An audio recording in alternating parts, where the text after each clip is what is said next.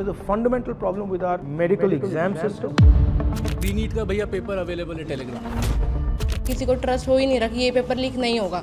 हमें तो लग रहा है ये भी हो जाएगा। कोई ऐसी बात नहीं है जो गारंटी कर रही है कि नहीं होगा। लास्ट मिनट पे हो जाएगा, फिर से वो तमाशा शुरू हो जाएगा। कोटा में तो सर हर दूसरे दिन सुसाइड हैं। कोचिंग सेंटर हैं, वो दबा देते हैं बात को, फिर उनके कैरेक्टर को जज किया जाता है कि बच्चे ने नशे की वजह से जो है सुसाइड किया है। 3 घंटे तक हमारी चेकिंग होती है, 2 घंटे बायोमेट्रिक में लेते हैं वो लोग, उसके बाद भी हमारी चेकिंग कर रहे हो। एक बार सिस्टम की तो कर लो। It is the government's responsibility to educate people. It is the government's responsibility to give people health care. That's my view. That's not the current government's view. Why don't they do it 5 times a year? At least that way, paper gets leaked, you stop it, but everybody doesn't get destroyed. You'll basically end up missing 1 year. So how are you feeling? What's the plan now? Sir main issue तो अब ये आ रहा है कि actually universities के exams चल रहे हैं, बाकी सारी एडमिशन्स ओपन है अभी, बट हमारा अब एग्ज़ाम आगे पोस्टपोन कर दिया गया है, तो we will not able to give university exams and travel cities. Oh, so you'll now miss the whole thing. Miss the whole thing, and if we give the exam on 21st of June, then batches of universities will start, colleges will start by then. So you'll basically end up missing 1 year. Missing 1 year, we have to take another draw for it if we are not selected. Sir मैंने 12th के बाद first attempt दिया था, but उस time पे भी paper बहुत hard आया था और बिल्कुल नॉर्मलाइजेशन नहीं था।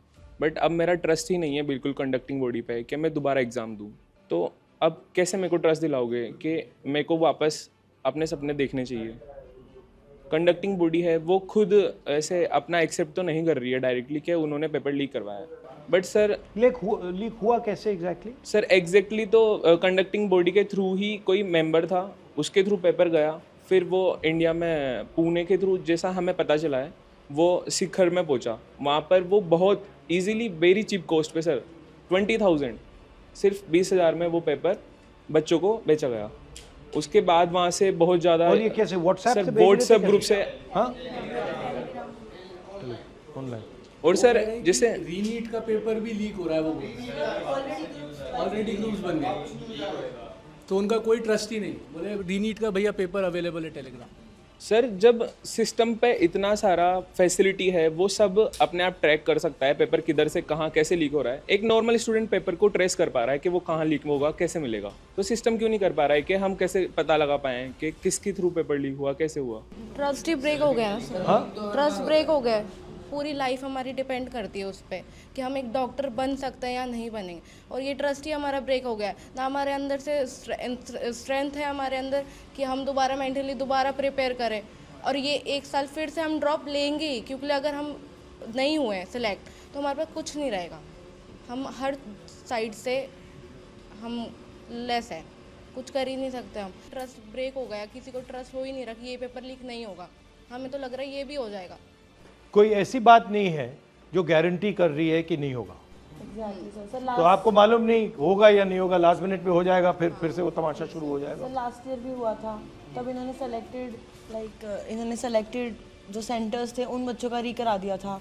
इस साल इन्होंने बिल्कुल ही सबका ही पेपर री कर दिया है। तो पास 2 साल से ऐसे चल रहा है, तो हम क्या गारंटी ले कि अगले साल भी नहीं होगा? हमारे लिए तो वो पूरा 1 साल ऐसे जाता ना, मतलब एज अ स्टूडेंट हम तो अपने आप को पूरा आइसोलेट कर लेते हैं ना, एक एग्ज़ाम के लिए हर चीज़ से कट ऑफ कर देते हैं। फैमिली इवेंट्स पे इवन हम लोग कहीं पे भी नहीं जाते, बस एक पेपर देने के लिए कि हमें एग्ज़ाम क्लियर करना है। वो ही जब अगर ऐसे बिक रहा है 25-25 हज़ार में, 20-20 हज़ार में, तो वो तो कोई वैल्यू नहीं है वो। एंड ये भी तो सर कोई छोटा मोटा एग्ज़ाम तो है नहीं, हम डॉक्टर्स बनेंगे। खुद भी सोचो, हम किसी हॉस्पिटल के डॉक्टर के जाते हैं, हम क्या सोच के जाएँ कि ये तो पेपर लीक वाला है, कैसे जाएंगे? अभी जयपुर ग्रामीण में एक फैमिली पकड़ी गई जिसमें पीछे 3 सिलेक्शन थे, पर इस बार वो पकड़े गए। उसके पिताजी ने पेपर खरीदा, उससे पहले 3 बच्चों का वो सिलेक्शन हो चुका था। अगर इस बार पेपर कंडक्ट सही से हो जाता या पेपर लीक नहीं होता तो वो तो डॉक्टर बन के घूम रहे होते। तो ये बड़ा इनका ये है।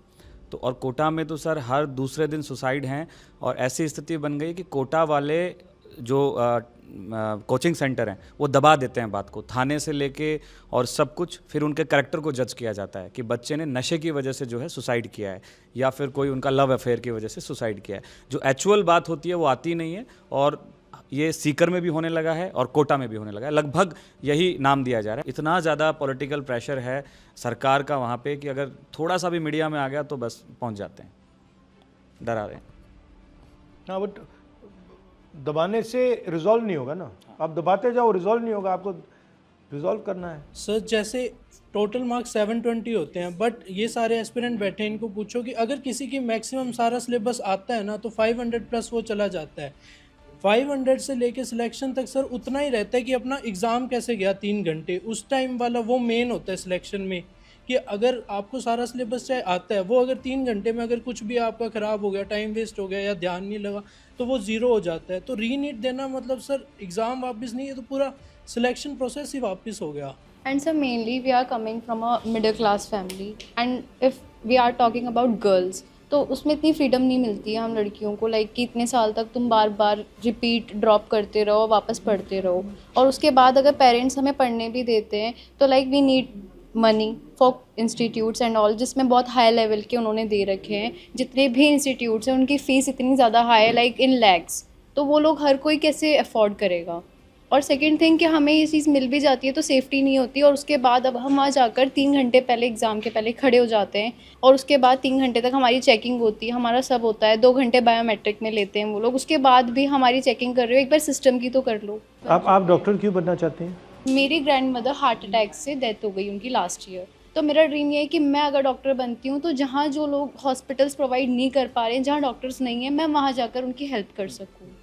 तो मेरा ड्रीम ये है बस, like not for just for money but for like faith and like उनको ये तो हो दैट कि हाँ कोई प्रेजेंट बचा है, सकता है। कोई बचा सकता है, कोई प्रेजेंट है उस जगह पर। Cardiologist purely because of your grandmother. या बिकॉज ऑफ हर। बट आपने बड़ी अच्छी बात बोली कि आप ये पैसे के लिए नहीं करना चाहते हो, आप फेथ के लिए करना चाहते हो। तो आप यहाँ आए हो because your faith in NEET is broken, but in आपके प्रोफेशन में तो faith is the main thing, कि जो आपको जिसका आप इलाज कर रहे हो उसको लगे कि आप उसकी जान बचाने की कोशिश कर रहे हो, ऑनेस्टली जान बचाने की कोशिश कर रहे हो। बट वो तो पूरा मतलब बिजनेस सा बन गया है। और आपका भी जो चल रहा है, फ्रैंकली आपने मुझे बोला कि tuition fees, this is not, tuition fees is not your responsibility. It is our parents' responsibility. No, but actually the education system should not require you to have tuition. Actually the system should be strong enough that you don't require tuition at home, all this stuff. But that system has completely become essentially a business. So the whole पूरा idea है कि भाई पैसा it's just निकालो. like a business. So it's no, government can't do it. It is government has decided that it wants to hand this over to somebody else. This, in my view, it is the government's responsibility to educate people. It is the government's responsibility to give people health care. That's my view. That is not the current government's view. And sir अगर private colleges में लेते हैं तो like it's like everyone can not afford, right. 2.5 CR है 5 साल की वहाँ की फीस, तो इतना तो कौन अफोर्ड कर सकता है? Only the rich people can afford that. Private coaching में सर एक फिक्स्ड प्राइस रहना चाहिए, मतलब वो स्टडीज़ का। जैसे अभी सर एलन वगैरह में बहुत सारे में 140 फीस है, किसी की 130 है, तो मतलब एक फिक्स नहीं है, और ये सबके लिए कोई अफोर्ड कर नहीं सकता। बहुत सी बार बहुत सौ को लोन लेना पड़ता है पढ़ाने के लिए, वो सबसे बड़ा इशू है। There are certain people who are controlling the medical colleges. There are certain people who are controlling the exam system. These guys are friends with each other. There's huge money. This is a method to suck money out of you people. This is not a system to educate you about medicine. This is a system to suck money out of you people. You people, your parents are in the middle class. It is the way to take their money away from them and give you a dream that yes, you will become a doctor. That's the system. The problem is with the system. And the reason is because of what you're saying, that it has become only about money.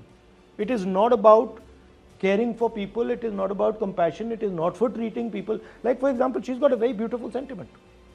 She's saying, and many of you are feeling this, that I don't want to do this just for money. I want to do it because my grandmother died. I don't want other people to suffer. But this sentiment is completely being crushed.